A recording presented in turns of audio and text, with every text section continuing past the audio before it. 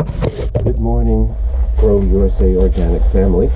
Glenn Van Ocean coming at you with another video. I was told last time that there was a collar, my white collared shirt was too much for farming. So you get some comments. I love the comments. Keep the comments coming. So there's a few comments on my first video which I loved. So I'll talk about them maybe a little bit later. But I thought for the next, every Monday I'll be releasing a video in the morning. I thought a fun way to do would be like farms in the news. I was thinking about reading some of the books, or maybe a chapter or part of a chapter, and talking about it, because I've read these books already, and I think some of them are really great. Joel Salatin's books, you know, they're funny, they matter because they have everything to do with just biodiversity, ecodiversity, as it relates to farming, different ways of regeneration. But because we're in the city, and because Grow USA Organic is an urban growing company, you know, herbs, organic vegetables, small scale for small yards, smaller availability to grow. I just thought it'd be fun to do some farms in the news, which is going to break up into 3 sections, and then maybe talk a little bit about what project is going on or where things are going to be in terms of my ability to release the little grow beds, the hoop house grow beds, the greenhouse grow beds, by, you know, maybe the end of March. But we'll get into that shortly. I was working on one this weekend. It looks terrible. It's going to function great. It's going to work so well. But that shabby chic, I think they call it, maybe if people love that, the functionality will be terrific. I know that will happen, but I think I need to maybe consider getting someone in to help me with a little bit more of a wife acceptance factor, something a little prettier, something a little more attractive to look at. Anyway, so this particular one here, we've got 3 that I want to look at.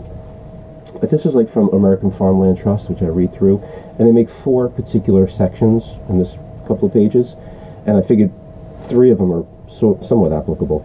So, farmland is a irreplaceable resource. That's number 1. 2, we're not going to do the agricultural economy depends on farmland. 3, farmland provides fiscal stability. No, I mean, it does, but we're not going to. And then farmland enhances the environment. Farmland sustains community character, which I like that one the most out of all 5. So the case for farmland protection, you know, the key points are pretty obvious. Excuse me, world population growing. You know, just very few people living and growing on their farmlands. It's down to 20% from like maybe, you know, 80% 100 years ago. Poor farming practices, coupled with widespread drought, caused a dust bowl of the 1930s, which ravaged the Great Plains, severe soil erosion, ruinous failures. Well, that's definitely true.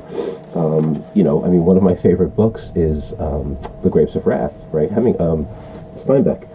And, you know, the Okies, and the people from that area, people from Missouri, they called them Okies. It was a very slang term. To be called Okie was very, you know, insulting. I think it sounds...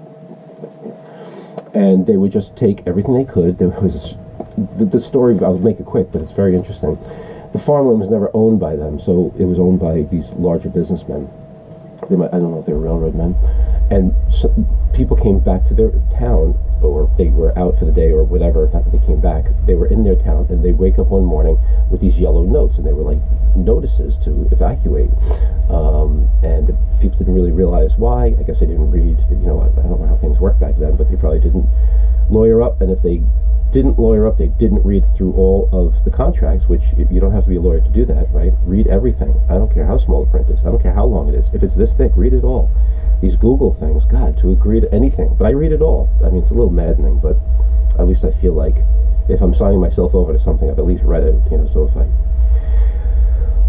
Anyway, and I think that's a very possible situation we have here, you know.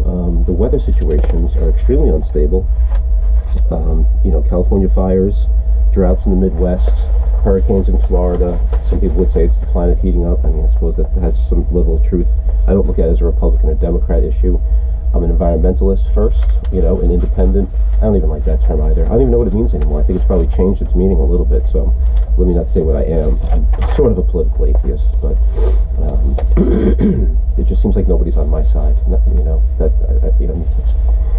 that's not here nor there. This is not a political channel. So this just gives some big numbers. 2021, 1,264 trillion. So what is that? 1,264 trillion gross domestic product. Support 22 full and part-time million full and part-time jobs. You know, that's only 20% of the economy, or 10%, I should say. But So that's really kind of it. I don't want to stay too long on this one. So let's get through that pretty quickly. Farmland provides fiscal stability? No. Farmland enhances the environment? Sort of. I'm just going to read the first line and I'll talk about it. Farmland is important to green infrastructure. The filters absorb stormwater, reduces flows to sewer system and surface waters. It increases community resiliency, providing flood control, fire suppression when managed sustainably. Well, it didn't really manage sustainably because there was someone who had said California was getting all that excess rain, and maybe some little reservoirs should be built. You know, these Malibu people will never let that happen. They like where they are, and they're good luck getting the permits on rebuilding over there. I think that again, not a political channel, but I'm not so sure if they're going to get the building permits where they had their buildings when they got their houses built right on the intercoastal, right? That's US 1, I believe, up there. I've not been through there. Lived in California, drove there and back, but I only have seen pictures of Malibu. Saying producers are using regenerative farming practices. That's the Joel Salatin books I talk about. No-till cover crops. I love that. Double cropping. Love that. Rotational grazing. Right. You have a field of cows, chickens, pigs, goats, and you can. And I worked on a farm, and the owner's brother, who's the sweetest guy in the world, shout out Paul, had a. He was involved in the family business, which is a very successful business, but it wasn't about the farm, and it wasn't about his area. They had rented a 50-acre piece because they had hundreds of acres. This is southwest Florida. And they would rent it out to another sweet guy, shout out Ryan, who had had probably 50 heads of cattle. I was with him one day when he had to put down one of them, because I would help him. I said, anything you need me to do, I'll help. When I put the hay out, and I would do anything for Paul for his animals. And the goat there was this one goat that was the greatest. The donkey was great too. I loved both of them. I loved all of them. The animals were so sweet.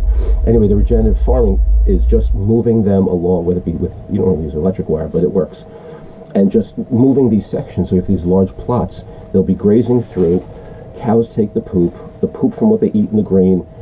It produces, soil, minerals for the soil. They could get no crop tilling. You can just kind of push it in and then plant on top of it and, move on from there. The book explains it better than I am. I'm sorry, that was not the best definition in the world, but I love the idea. So farmland sustains community character. Well, in New York, right, community character, well, it doesn't really have an association with farmland. I'm looking to change that. Maybe not farmland, but having your somewhat hand in the farming world, right, which is going to be the little grow beds or the bigger grow beds, greenhouses, all available soon. Not just yet, but soon. So I'll just touch on this. But we do have that. We have hiking. We have horseback riding. It just says here, one of the most compelling reasons to save farmland, local, personal, some of its most valued quantities are the hardest to quantify, such as rural character, sense of place, farmland, ranchland, maintain scenic views, open spaces. And it does provide these opportunities for hiking through, although don't hike through someone's farmland, you'll likely get shot. Create and identify unique character, community character, absolutely. Supportive economic opportunities, local foods, local farms, right? Local. Always local. It's more money, I know, but it'll save you money in the long run, whether it be in the, God forbid, the waiting room, emergency care when you're eating poorly and you will have to see a doctor at some point. We all do, but at least you'll be healthier when you see them, or you won't have a major health catastrophe.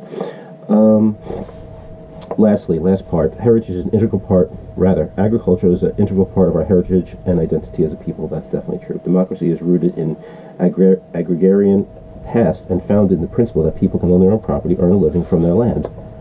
Absolutely. I love that sentence. That's important to me, and I'm going to cut that out with my scissors.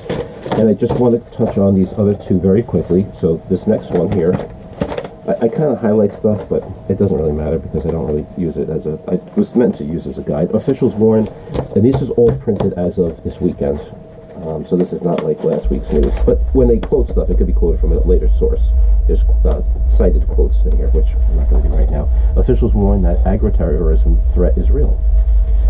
Here we go. And that makes sense, right? I mean, there's always this call for, the call to alarm of the FBI saying, or whomever the FBI. My dad was with the FBI for 30 years, and I think it's a different FBI, but as an intelligence agency outlet with the information they give us, I'd hate to say that it's questionable, but this sounds very serious and concerning. Officials at a recent workshop somewhere in Minneapolis, it's an intentional introduction of contagious disease. The attacks on biotechnology research, contamination of the food supply are among the most serious agro-terrorism concerns in the U.S. farm progress. Again, local, it's not going to happen. Big Midwest farms,